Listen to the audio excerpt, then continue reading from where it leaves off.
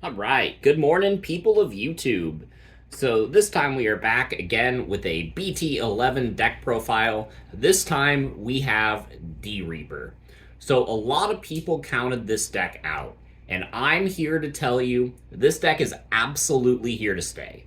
This deck actually has a winning matchup into a lot of the top meta contenders, and I have a positive win record into Black War Greymon, specifically because of the new playstyle that this deck has adapted to. This deck is a lot faster, it's a lot stronger, and it has the potential to go a lot wider than past versions of D-Reaper. So let's talk about it. Let's go ahead and get into some of these card choices. If you like this kind of content, make sure you smash that like button and subscribe to the channel because we will keep bringing content like this to you. So for the eggs, you got 4 copies of Mama D. You're kind of dumb if you play anything else in addition to this because you need to have the Mama D promote and sit there.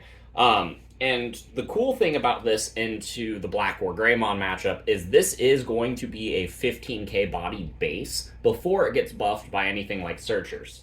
So this is one of those cards that will have the highest DP on your board. So when Black or Greymon X gets the redirect, it's only for your highest DP Digimon. So they will never be able to redirect without blocking, which is really cool. So this card is absolutely phenomenal. It does have a weakness to the Metal Greymon, but by the time that they deal with this, we've gone wide enough to win the game. So, Mana D-Reaper, absolutely essential. So, speaking of essential cards, we have X Antibody.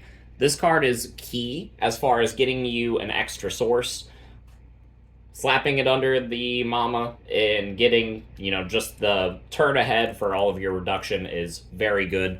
The extra ones kind of sit in your hand. We do have a way to discard them later on in the deck list. We'll go ahead and get into that whenever we do. But this is a card that you want to see as early as possible, which is why we are playing 3.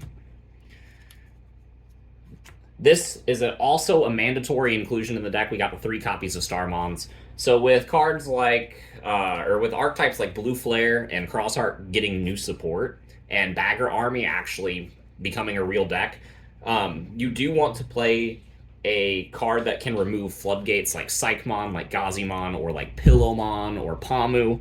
So Starmons is that floodgate removal. You'll have Mama D, typically a Searcher, and then you can play Starmons and delete any 3k body. So this is really nice for matchups like that. But I think 3x Antibody and 3 Starmons are mandatory for the list. We'll go into some other mandatory cards before we go into the fun slots. We got 4 copies of Gatekeeper. This will straight up just win you some matchups. We got 4 copies of Pendulum Feet. The feet grabs you all the good stuff. Everybody likes feet. We got 4 copies of Bubbles. Bubbles is absolutely phenomenal, and it's probably the best card in the deck. It just accelerates you so much. I really like Bubbles. Hitting 1 to 2 of these in the early game can pretty much win you the game right then and there. So these are mandatory 4-ofs in the D-Reaper deck. We'll go on to the Searchers next. I am playing a total of 19 of them. We'll go ahead and throw them all down. I like to hit somewhere around 20. I want 2/5 of my deck to be Searchers. So that way I can just ensure that I open 1 or 2, make sure that I'm, getting the suck with Mom as often as possible, and this is the card that you suck. So this is a 19 of in this deck. I wanted to get close to 20. You could cut something like the DeathXmon and then go back up to 20 if you don't want to play DeathX, but DeathX is really good in this deck, so I do recommend playing at least 1. So this is the 19 Searchers we have in the list. We have 2 copies of Reaper. I don't think you need 3. Reaper's really good, and it's only useful for closing games out, but a lot of times you're going so wide that you can close games without Reaper. But for the matchups that you do need it, it's very searchable. It's good to have. I do like playing 2 as a minimum. So this is just a failsafe to win you games. Next, we got 2 copies of Creep Hands. So in Bt11, we have new raid Digimon. Like raid is an archetype as a keyword. So they will be able to redirect into the unsuspended Digimon with the highest attack. Like I said, Mama will be that Digimon, so being able to block whenever they redirect their swing into your mama is very strong. This helps with some of the aggression. It forces your opponent to delete it, and oftentimes you're playing this for way less than 5. So I do like the creep hands. It is one of the more cuttable slots in the deck, though. Next, we have the card that facilitates all of the new aggression in the deck. We got 4 copies of ADR-08 Optimizer. So most of you probably don't know what this card does. So let me explain it for you. It's a 10 cost, right? 9k DP. On play and when attacking once per turn, if your Mama D Reaper has 5 or more Digivolution cards, reveal the top 3 cards of your deck. You may play 1 card with D Reaper and its traits with a play cost of 10 or less among them without paying the memory cost. The remaining go to the bottom of your deck in any order. So, if you play Optimizer like turn 4, you have the 4 searchers, the X antibody under, you're playing this for 5 memory. You get the on play, you reveal 3. Let's say you happen to hit another one of these. You play another Optimizer. You activate this on play. You reveal another 3. Most of your deck is valid targets for this card. The only cards this doesn't hit is the last 3 cards in the list, the Starmons, the X antibody itself, the Gatekeeper, and Big Reaper. So there are like 36 cards in the list that are valid targets for Optimizer. Being able to go wide in a deck like this that already goes wide just kind of ensures that you win the game, especially since this deck doesn't really have a weakness to DeathXmon. So Optimizer is just really, really strong. Getting this effect whenever you play it, and then if you keep it on your field until your next turn, you get to swing with it and then get that effect again. This card is absolutely phenomenal.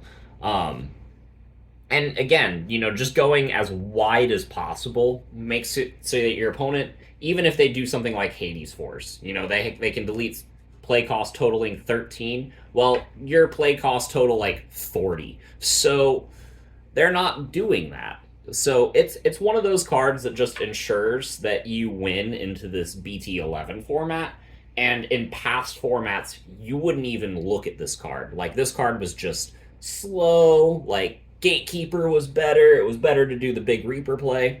Nah, now we're all about the Optimizer, baby. This card is absolutely phenomenal, and I think you should be playing 4 of it to ensure that you can do the Optimizer into Optimizer play, because that's just kind of bullshit when it happens. So, yeah. For the rest of the D Reaper cards, we just play 2 copies of the Horny Striker. Horny Striker just has Rush. This is the second best card in the deck to hit off of Optimizer, aside from Optimizer itself, because it can swing the turn it comes out. This card is great, and being able to drop it for like 3, 4, sometimes even free off of Mama D Reaper's effect, this card is just absolutely phenomenal, and that's not something I would have said in past formats. And realistically, you can cut at least one of these for another like DeathX or Sistermon if you want, but I do like playing the 2 Horny Striker just to play it off of the Optimizer. This card is phenomenal, can help you close games very quickly. So I'm only playing 1 DeathXmon, and that's because I wanted to make room for some of these other cards. I think DeathXmon is still very good in the deck, but it's kind of fallen off a bit. I don't think you need to play more than like 1 or 2, and I think playing 3 is objectively bad. Alright, and the last card of the list is the 2 copies of Sistermon Blanc. This is the card that I alluded to earlier. This card can help you pitch dead copies of X Antibody in your hand and get 2 fresh cards. This card also puts Searcher in the grave. So Reaper needs 7 Searchers under Mother, right?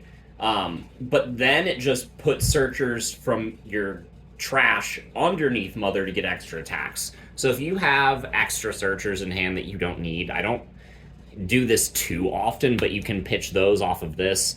If you have too many Optimizers early game, you can pitch one because it does kind of clunk early. This card is just kind of phenomenal at just filtering to the cards that you want to see, especially if there's something you need to see for a specific matchup. Since a lot of this deck is just kind of random white Digimon. So, yeah, that's all I have to say about D-Reaper. As far as the cards that I am playing, we can go into more specifics on how this beats specific Bt11 matchups if you guys request it.